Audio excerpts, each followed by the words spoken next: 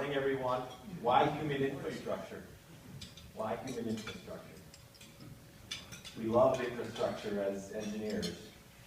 And so I was finding when we talk about the soft skills, such as building relationships and trust, that's not as much fun to talk about. But if you can connect people with infrastructure, then people are all on board.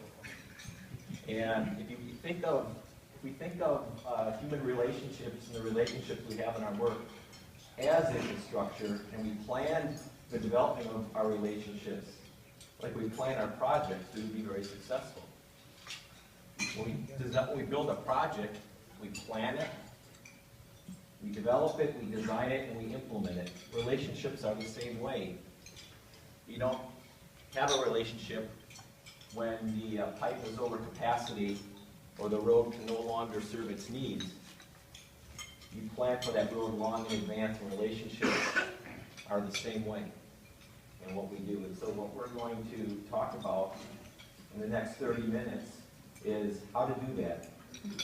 And I'm going to commit to some deliverables for you that we're going to talk about 3 problems and 3 cities. And to be politically correct, we're going to have a city on the East Coast, one on the West Coast, and one in the Midwest. Problems are little problems, insurmountable problems, and problems that have to be looked at differently.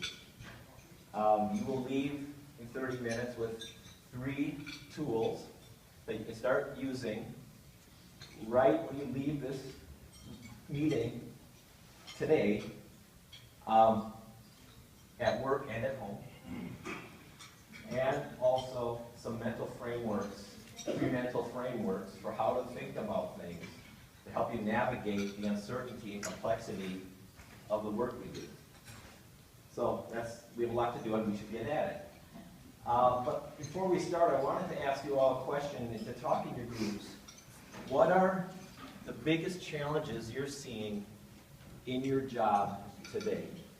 If you could just take 2 minutes or so, just share with your coworkers or your table mates, what are the biggest challenges you're seeing in your job today?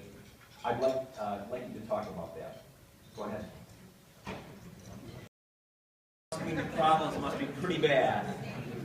So who would like to share what some of your table talk was about some of the stuff that's driving you nuts at work? Anyone? Yes, Karen. Silo busting. Silo busting.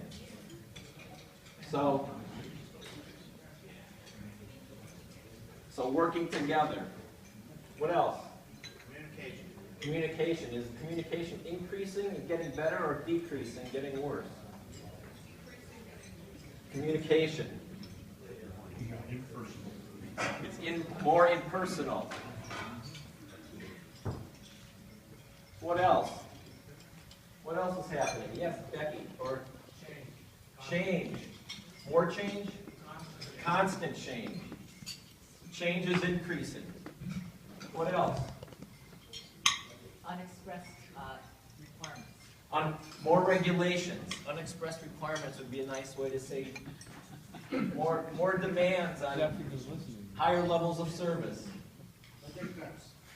Budget cuts. No resources. Less money. What else? How about unresourced requirements? Unresourced requirements. So the money and the regulations aren't working so well. Understanding roles and responsibilities. Roles.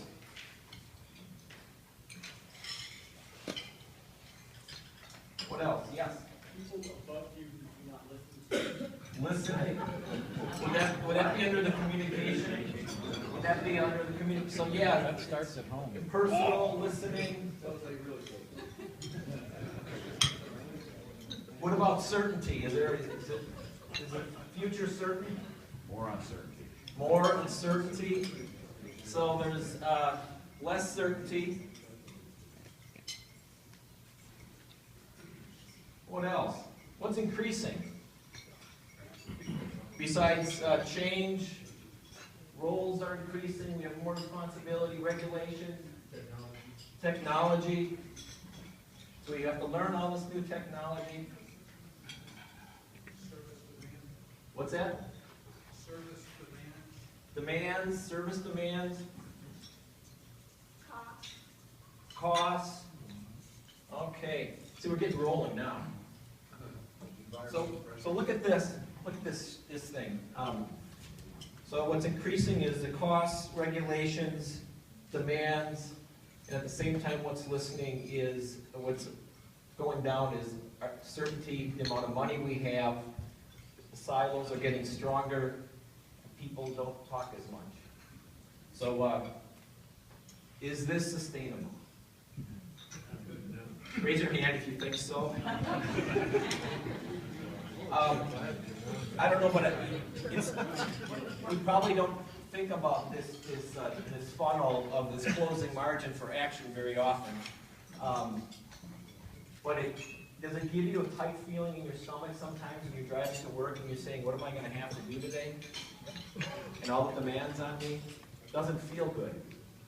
It does not feel good at all. So how different would life be if it looked like this? Where instead of a closing margin for action, a scarcity approach to our work, we could go to work every day and feel like things are getting better. Where we could be leaders, sustainable leadership. And what are these things here? These are yet to be defined, aren't they? That's what we're here for in our committees, of figuring out how do we expand the funnel to make our lives easier, to make the public's lives easier. And we talk a lot about the built environment, infrastructure. From a built standpoint, that's what we do. But there's also human infrastructure, which is the partners we need to get the work done. And that's going to be the focus of the rest of the 30 minutes, of how we do the human part. Because I think we've done a really good job. We figured out the build. And we need to do a better job with the build. Moving forward even further, we have to do things a little differently. Okay, we're going to go to the East Coast, Reading, Pennsylvania. All of you know Reading, because you've all played Monopoly. It's the Reading Railroad, not the Reading Railroad. And wonderfully diverse community, 100,000 people between Philadelphia and New York. Wonderfully diverse, but it had a huge problem. In the mid-90s, that was a trash problem. The city of Reading did not have a municipal garbage collection program. You probably say, is that possible in the United States? It did not. And so people stacked their garbage up, had no place to go. Because the city didn't pick up garbage, small haulers started getting in the game. Here is Ed Holland. This is a corporation of Ed. It's one truck. You tape your dollar to the top of your garbage can, you can pick up your garbage. Problem is, community, not everyone could afford garbage collection. Wasn't included in the taxes. So you had, and a lot of people, therefore, there's Norm's Rubbish, the corporation of Norm. So people collected their garbage, as you can see. They couldn't afford to have it go away. In the mid-90s, the mayor took office and he said we needed to solve this problem. I was hired as a public works director. My first thing on my agenda was solve this problem. So came on board 20 years ago. 20 years ago already. You're not aging. I'm not aging. Well, that formaldehyde. And I put together a really good citywide collection plan that would save the average resident $300 a year. It would include recycling. It would clean up the city. Because the city stunk. Can you imagine garbage sitting out in front of the curb for weeks on end? It was kind of a no-brainer.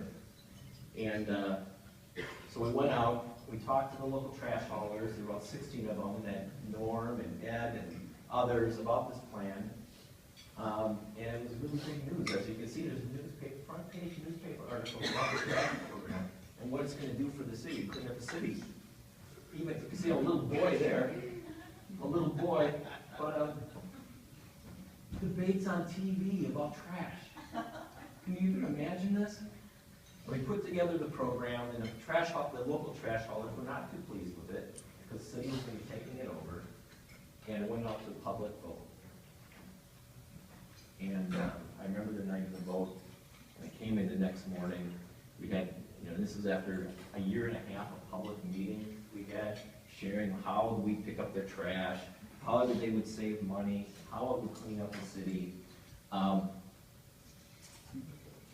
And the plan went down in flames. And I remember going to work that morning and seeing this headline. This is the actual newspaper I clipped out. And I said, stupid citizens.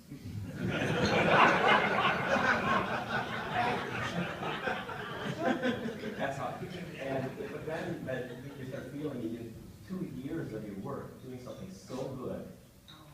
And I didn't want to go to work anymore.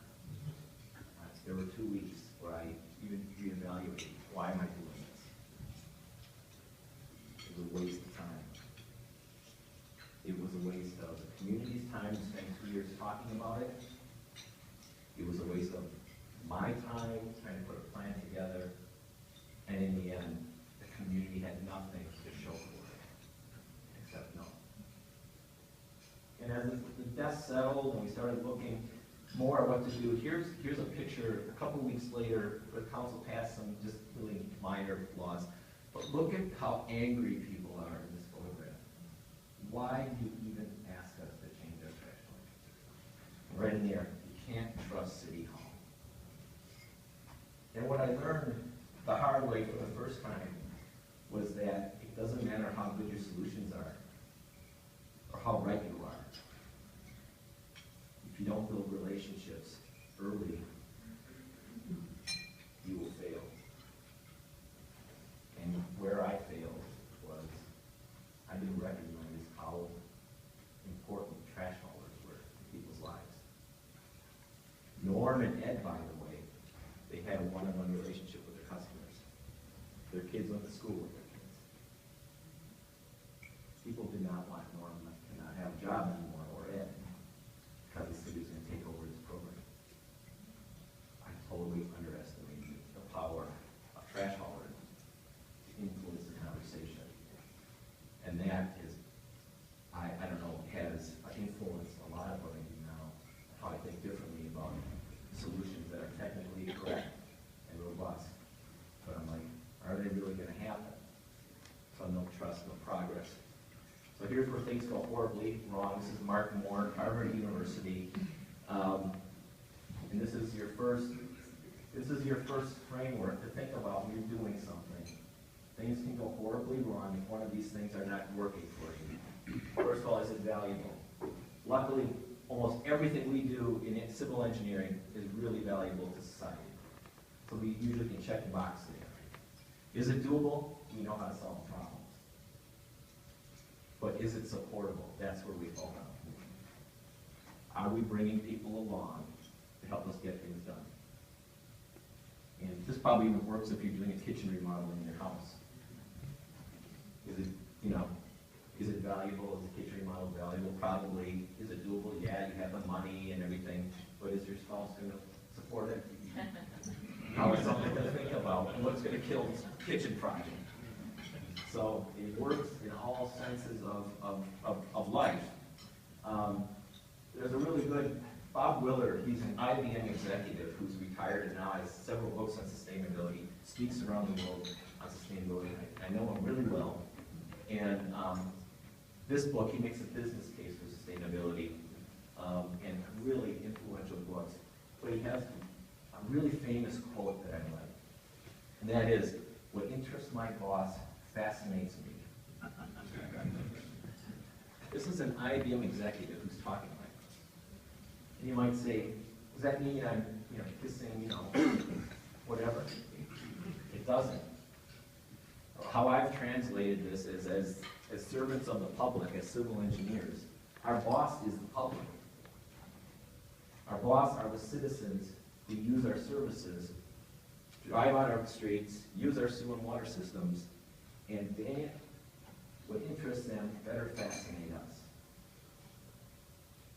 Because if we're not, we're gonna miss the boat on what their needs are, and we'll become irrelevant in our profession. Because the real truth is, our public says yes to things that meets their needs, not ours. Not what we think their needs are as technical experts, as civil engineers. They have to see that what we're doing meets their basic human needs and their needs for quality of life every day. And if they don't see the project or anything that's happening that does that, or we don't do a good enough job making the connection between what we're doing and what their needs are, that's where you get resistance. That's where you get resistance in your communities. And that's why people show up at meetings really pissed off about things, because they don't see how their life is going to be better when they have to deal with dust, construction, noise, inconvenience for 6 months while you're doing something. Randy Over said this when he was president, and I really like it, and it reinforces that we are a people-serving profession. Everything we talk about, of course, is a lot of infrastructure, but at the end of the day, we are a people-serving profession. But trust is not a feeling. You're probably going, this soft, fuzzy stuff doesn't mean anything. How do we deal with it? Well, I've come up, since I know most of you, or almost all of you are engineers, there is a formula for trust building. There's a formula. So this is your second framework. This is your second thing. So write this down, and it works at home and at work. So trust is a function of 4 things: motive, competence, reliability, and respect. If you have these 4 things in a relationship, at work or at home, you have a strong, nurturing relationship. If one of these things is not working well, you don't have trust. If a lot of these things aren't working well, you're probably not speaking together with each other. Motive is your intent, is your intent for a greater purpose other than yourself? If you're in a relationship with someone, everyone understands that you're committed to something that's greater than your own personal interests, you're more likely to be trusted. From a competence standpoint, do people understand that you can meet your yes commitment? Like for me, if I say yes to do a regression analysis for some project, and with the team I work with, they know me, I will really trust with them because I know I can't do a regression analysis. I know I can't do it. But that my strengths are in other areas. So if we commit to things we think we can do and can't, you grow trust. And this is really important as we start moving into the unknown, and particularly around innovative solutions. It's okay to say, I can't do this, I need to bring others along with me to help it get done. That's really important. Reliability, are you there when things go bad? Will you have am I confident that when things go bad, you're going to have my back instead of blame me? And then 4th is respect, which is probably the most important one. And we all have our own definition of what we think respect is. But I'm going to give you a definition. How many of you are familiar with the golden rule? What is the golden rule? Dick. What's the golden rule? Nobody's coming on, Dick? What is it? You didn't like this last time. He who has the gold rules. I know. That's why I asked you to say that. That's not what I was looking for. What's the golden rule? Do unto others as you would expect them to. We gotta do unto others, treat others the way you like to be treated. It's a golden rule. I'm born with it. My dad told me that since I was a boy. But that doesn't build trust. What builds trust is a platinum rule. Treat others the way they want to be treated. Which is a whole different dynamic. It's understanding who others are and bringing that to your relationship. If others understand that you know what's important to them, they're more likely to trust you. So this formula is very important when we start doing our work and start dabbling with the public. And we had the opportunity, I'm saying we, because we have a friend I knew sitting right here, who was a city engineer in Olympia. We worked together for 11 years and had to deal with, now we're on the West Coast, Olympia, Washington's between Seattle and Portland. right on the tip of the Puget Sound. And wonderful community on the water, capital city, but also had a problem. This is a aerial photograph of the downtown. We did some calculations on sea level rise and showed that downtown would be underwater in 50 years with just 3 feet of sea level rise. Here's the wastewater treatment plant right there. This is the port right here.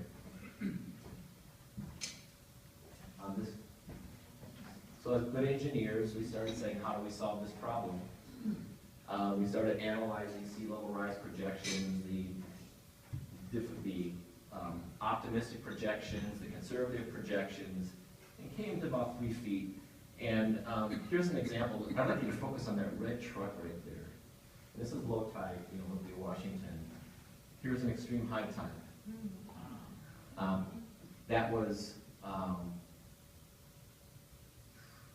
years ago. Low tide, high tide. So imagine 3 feet on that when you're downtown. It's catastrophic. An overwhelming situation. So, as good engineers, Fran and I and others, we started figuring this out. We did some LiDAR imaging to look at where's the water coming from, why is it flooding the downtown, where's it deeper. You'll notice here, that is a natural shoreline. And those evil people from the port of Olympia, when they did all the dredging, they created this. I said that evil, because where's Doug? Doug's sitting on the port.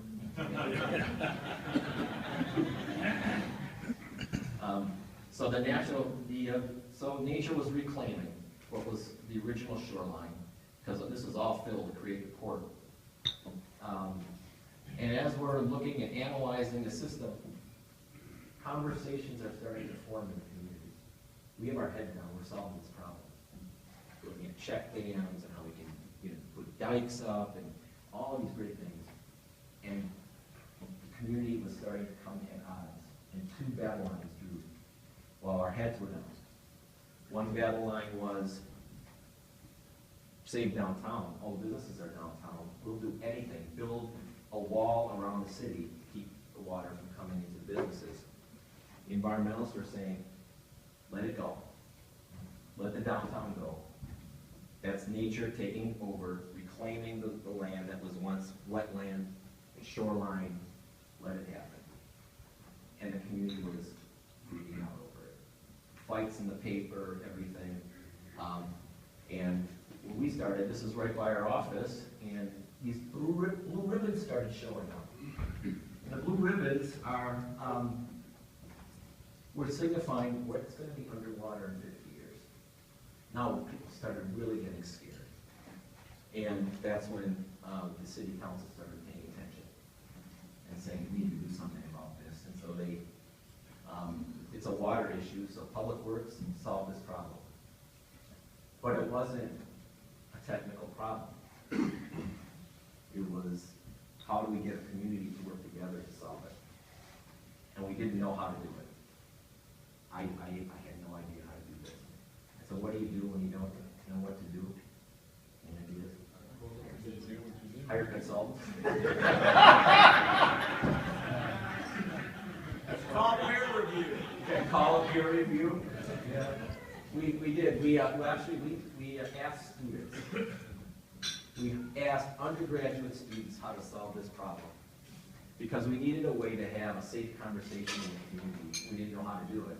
We wanted to use sustainability as a framework to do that, because the environmentalists were talking at it from an environmental standpoint.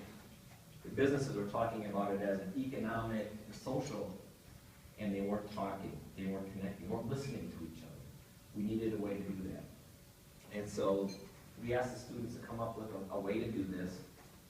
We wanted a way to have this type of a conversation, but we wanted it to be on one sheet of paper and simple. And the students said, impossible, can't be done. It used to be like Portland's sustainability framework, 21 pages long. But that wouldn't work. But they intended this, they came up with something, and they presented it to the city council, and they endorsed it. And it looks like this. This is your next framework. It's called the Sustainable Action Map. I just used it last week to determine if we're going to move an interceptor out of an interstate area with a team of engineers. I use it every day, and this was developed years ago. But Fran, I put my logo on the bottom now. I'm not saying it won't be anymore. But it asks four really important questions when you're thinking about a decision. How does this decision impact the natural environment? How does it impact individual people? How does it impact the community overall and relationships?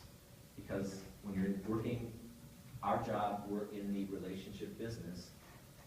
And so many times, how we do things is more important than the end result. Look at Reading municipal trash, eroded relationships because of how it was done, not the end result. Thinking about that, and then the economy both short term, long term, what are the costs? And then as you run your ideas through, you have a SWOT analysis, you look at the strengths, weaknesses, opportunities, and threats. When you put this on a board, it gets people filling in boxes instead of fighting with each other. And then you have the red light, green light, yellow light to say, well, is this solution good for the environment? Is it good for the community? And is it good for the economy? If it's green light, you move with it. If it's a yellow light, it might be some things you have to mitigate.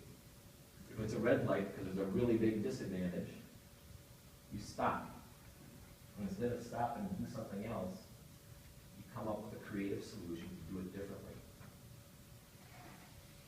And then then a community can come together to problem solve together, to turn a red light into a green light. And that's what collaboration happens and trust building happens. So we took this out to the community about this issue on sea level rise. And we had meetings, town hall meetings, and we put Sam up on the board. We got all perspectives. And what came out of these discussions was something we could all live with. And this is a strategy that, in the end, it was agreed that, yeah, we should probably save downtown. Good idea. But we have to understand the science and implications. We just can't go wild off and say it's 3 feet of sea level rise, and therefore we're going to do everything to do that. We need to spend more time understanding how sea level rise impacts the city.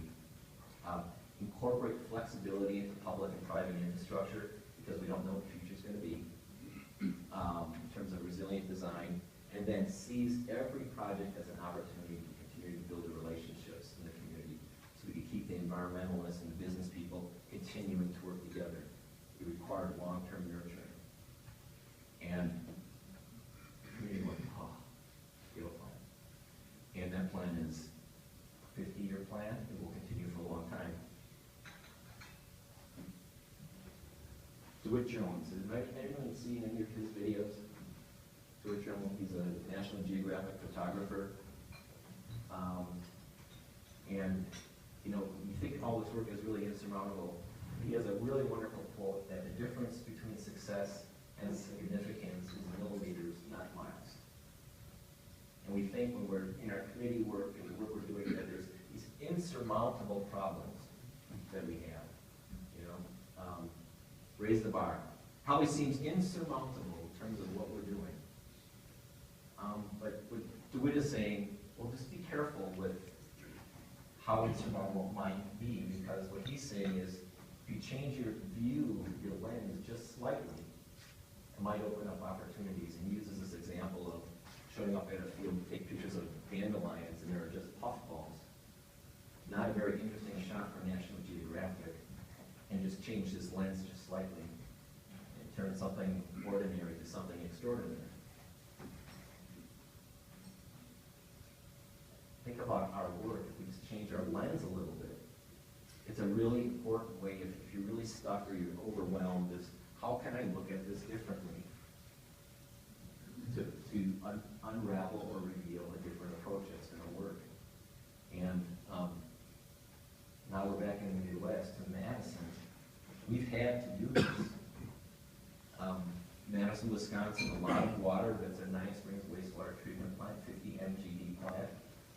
That's where I work now. And we have this issue called phosphorus.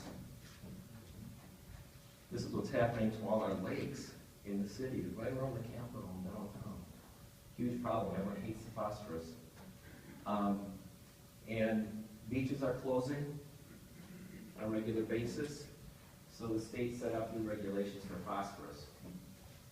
And as a point source wastewater treatment plant, we have new phosphorus reduction goals of from 94% removal of phosphorus to 98% removal of phosphorus. To help solve this problem.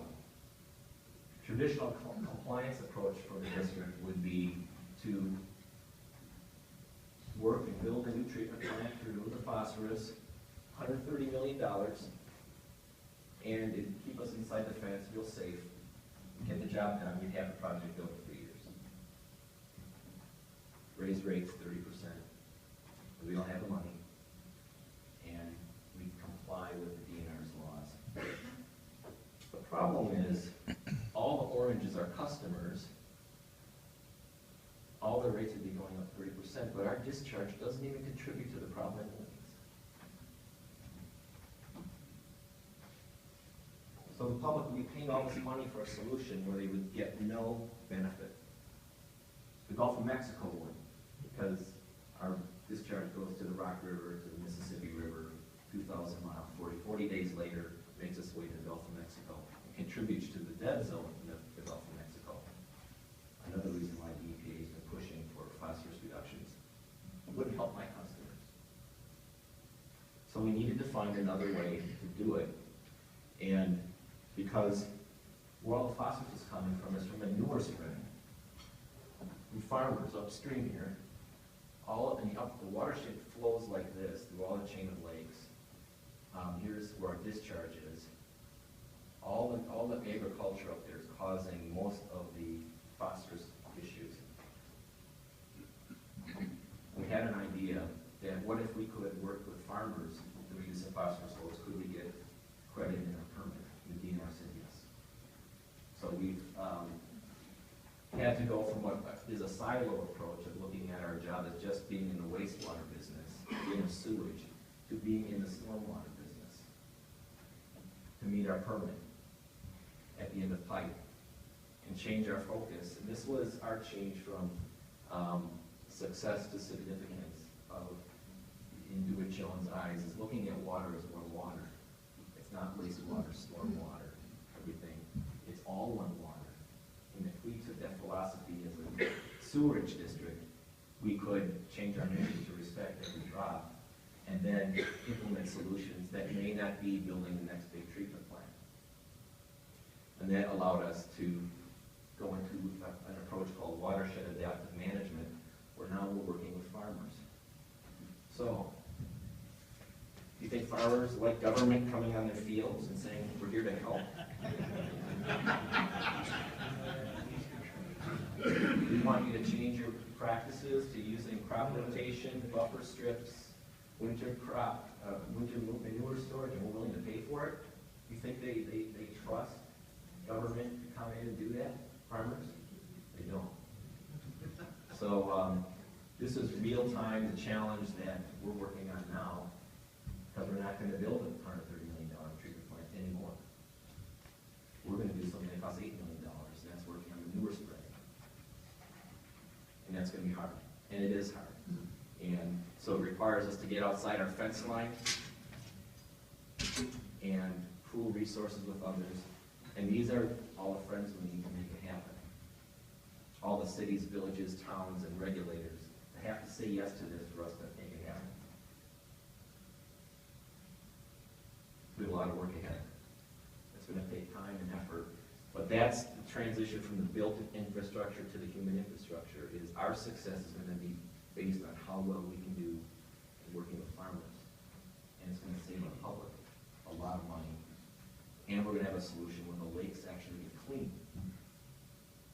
which is a benefit that isn't in our original mission. Our mission was to meet our permit, our NPDES permit. But it's not our mission anymore. Our mission is clean water. But you're probably saying, what does this mean for engineering? There's a lot of science that's going into figuring out how do we help farmers help themselves. And there's still a lot of engineering involved in how we look at treated effluent and recirculate it afterward in terms of engineering, design, and infrastructure projects. But you know what, there's also a lot of work in building relationships while people are young, and telling the story of what's going on, what we're working on. So when they grow up, they get it already. It's easier to work on those relationships and nurture those relationships. So that's really the opportunity. So it just requires a new perspective, and we have a little bit of time for questions. So, any questions before we break?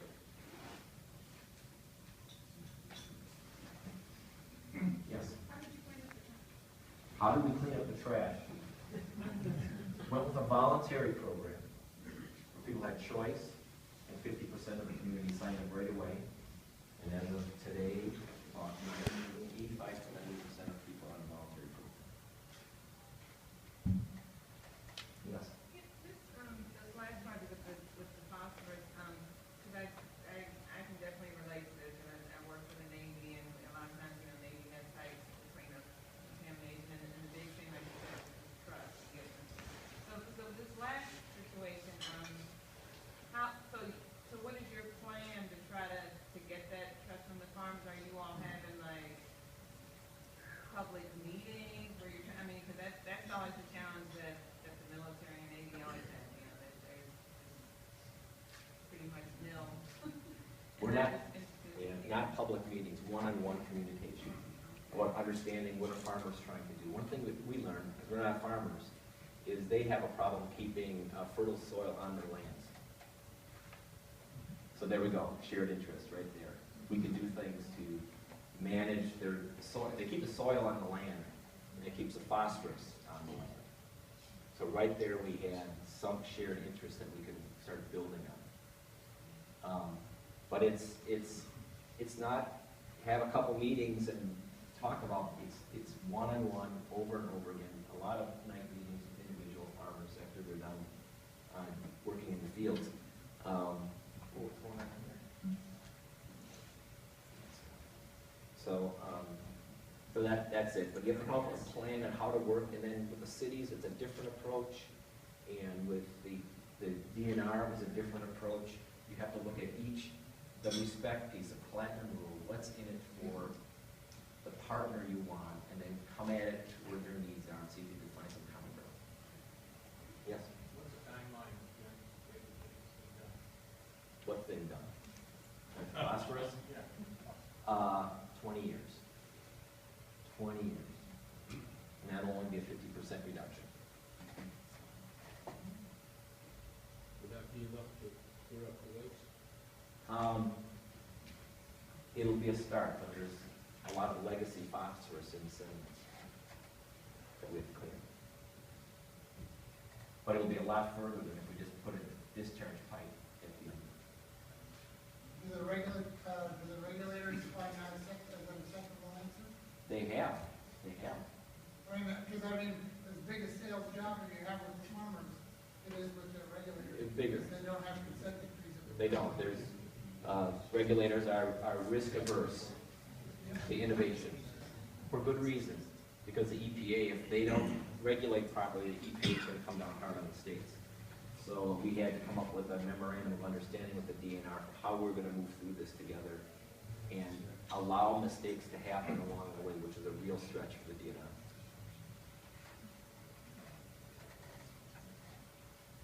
Other thoughts or questions? At the end of time here. Yes. Stu? Did you, in Madison, did you have any concern expressed by the consulting community who will not be designing and building a $130 million plan? So the question was, do we get concerns from the consulting community? No, and you know why? Because they want the next job. So they're not going to say, well, you shouldn't do that. But there's also work for the consulting community, some of the work we're doing with monitoring and some of the land practices. Newer storage is structural. So there's newer digesters are being installed, and other things, which there's a lot of engineering work in there. Brandon? Is the university involved in partnering with you? On this, yes, they've done probably the lion's share of the research on how phosphorus gets to the water. The Department of Limnology has been essential. As a matter of fact, they have 30 years of work leading up to this, which is allowing us to do this. So the research has been essential, actually. Yes, sir. So, one of our takeaways probably should be, I mean, how you started this, human infrastructure, should it be, we work so hard at building things, so we be working harder at building relationships, then everything else becomes easier? Is that a takeaway? What do you think? Absolutely.